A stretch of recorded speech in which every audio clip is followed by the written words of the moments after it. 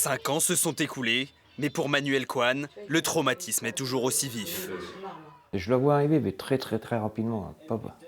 Pas le temps de bouger la tête. En novembre 2019, ce Valenciennois, gilet jaune de la première heure, reçoit une grenade lacrymogène en plein œil. Un choc ultra violent. Il perd définitivement l'usage de son œil gauche, malgré 10 opérations pour le sauver. Normalement, la dernière devrait être au mois de janvier.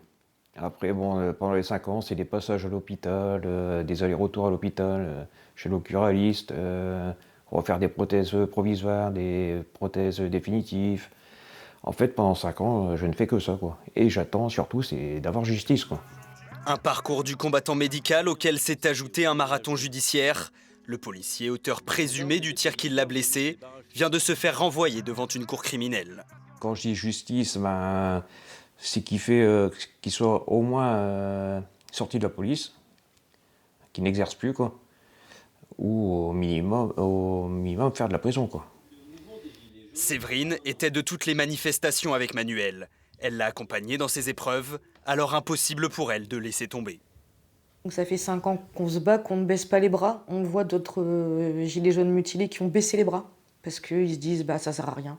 La justice, on l'aura pas. Les policiers seront toujours protégés et c'est aussi une façon de leur montrer à eux que bah non en fait faut rien lâcher et faut continuer de se battre. Sur l'ensemble des manifestations de Gilets jaunes, près d'une trentaine ont été éborgnées lors de confrontations avec la police.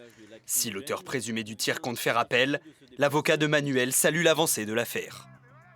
C'est, à mon avis, le début d'une succession de procès très importants, parce que ce sera également finalement un procès de l'histoire du mouvement des Gilets jaunes et de la façon dont l'État français a réagi face à une mobilisation sociale. 5 ans plus tard, il y a les livres et les photos pour se souvenir. Et en eux, toujours cette flamme gilet jaune, pas prête de s'éteindre. On ne regrette pas de faire partie de ce mouvement, d'avoir commencé et de continuer. Et je vous dis, on est en stand-by.